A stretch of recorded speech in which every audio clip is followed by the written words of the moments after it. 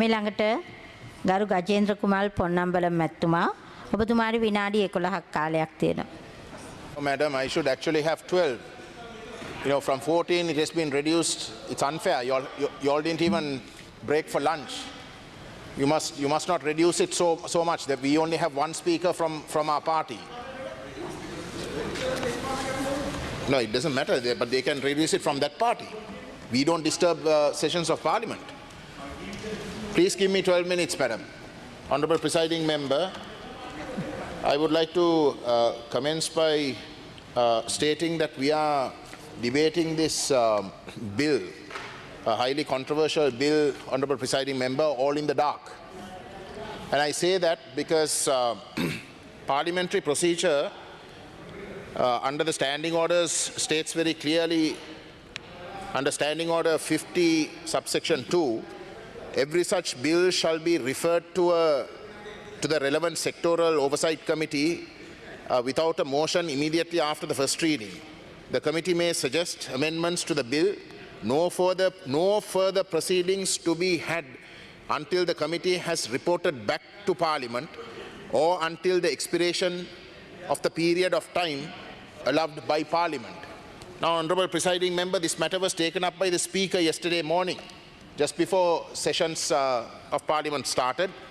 The opposition combinedly met the Speaker and brought it to the notice of the Speaker that the only supposed report that has been tabled in Parliament is the one that I have in my hand.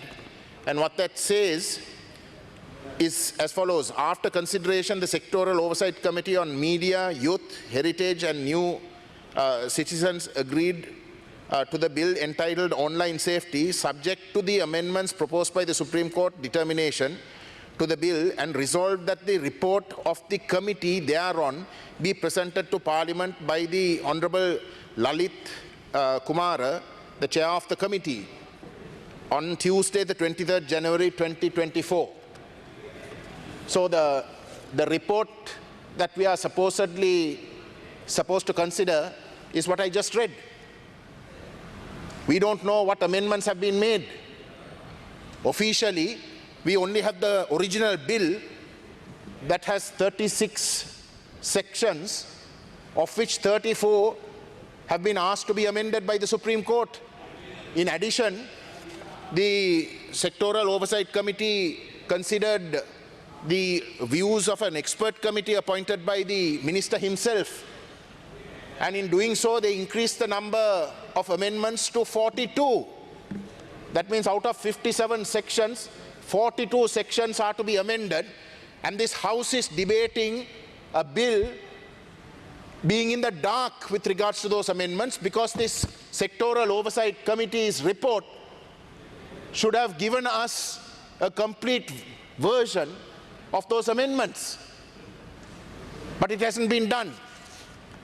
And instead we are supposed to be debating this bill, a bill that is so controversial, Honourable Presiding Member, that on the 22nd there was a think tank that had a closed-door discussion, and I was fortunate enough, in fact government members were also invited, prominent civil society activists who the government consults were also invited, and in those discussions, civil society leaders who are highly respected, who are extremely guarded in the way they express opinions, who don't get emotional about things, very senior members in the legal fraternity, made accusations to the point that they said that democracy is being dismantled, and this act is a substantial nail in the coffin of democracy in this country. These are the opinions expressed by people who you can hardly accuse as being radical, accuse as being anti-Sri Lankan, accuse as being anti-government. Highly respected people, both men and women. I cynically told them, we have been warning you.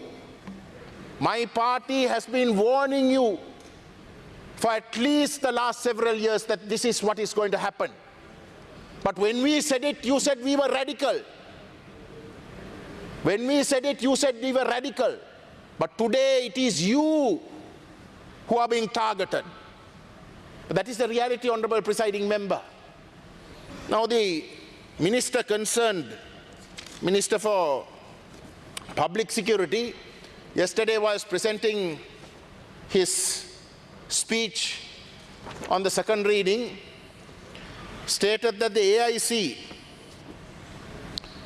the Asian Internet Coalition, had been consulted and in fact had given their consent, where despite the fact that all the amendments that they had suggested could not be included, that when the minister had assured them that this bill with the amendments suggested by the Supreme Court and certain other amendments from the Sectoral Oversight Committee will be passed, and that thereafter he will bring another amendment to incorporate the further suggestions that the AIC and others had suggested, that they were very happy with it.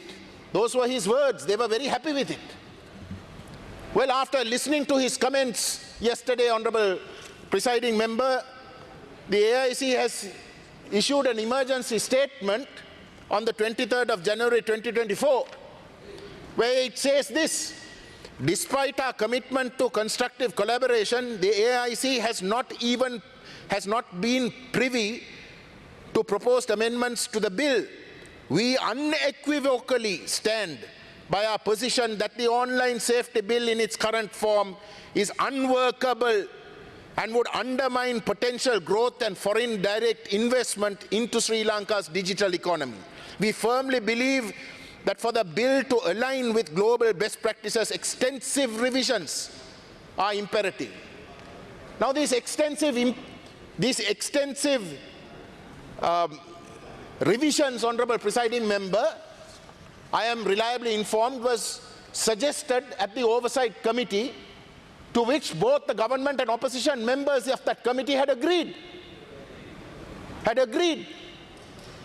So it was just a simple case of the minister accepting that according to the Constitution, if those full amendments that would have made this bill respectable and credible in the eyes of the international committee whose money you want, whose investment you want, then what you should have done, the rightful thing, is not to hurry it through. Instead, what you should have done is call this bill back, cancel the gazette, original gazette, incorporated all the amendments, made the bill credible, re-gazetted it, and then presented it and debated it in Parliament and passed it without a vote. That is the proper way to do it if you want to win the credibility of the international community. If you want to win the goodwill of the tech community. But you didn't do that. What would it have taken? 1 month? 2 months? After all these years, can't you wait those few weeks to make sure that the whole world is accepting what could be potentially a disastrous bill? No. Instead, you choose, whilst knowing that this bill is completely dangerous, that it is being condemned by extremely responsible sections of this very country. You have 2 more minutes, Presiding Member. Whilst you know it, you still, admittedly that that this bill has serious shortcomings, you still choose to go through with it. There cannot be any other intention, Honorable Presiding Member, than the intention of trying to curb public opinion. You want to manipulate public opinion. You want to manipulate information in an election year. You are terrified that the people's genuine opinions will come out. And therefore you're rushing these bills through so that you can shut the people up, shut genuine debate, shut the fact that people can expose you for what you are, and that is a bunch of frauds. A bunch of people who don't have the electoral mandate to sit in this house. You have an unelected president who was rejected by the people, and you have an unelected minister who's shoving these draconian bills down the throat of this country. And that is the reason, Honourable Presiding Member, otherwise you need not have rushed. You're going to prorogue Parliament tomorrow. You're going to prorogue Parliament tomorrow, which means you're not going to even sit for a couple of weeks. So what's the hurry? What's the hurry? In that meantime, you could have made sure that the bill, a substantial part of the process, could have been completed so that after the prorogation, you could have presented it in a proper way, won the credibility of both sides of this House, passed it, and shown a face of credibility to the international tech community who you need. So there can't be any other intention, because everything is weighed against what you're doing today. And the only thing that the government can benefit from by rushing this draconian bill through is for that very purpose. The draconian nature of the bill is what you want, so that you can shut everybody up, so that you can manipulate information, and so that you think that you can win another fraudulent election. It will never happen, Honourable Presiding Member.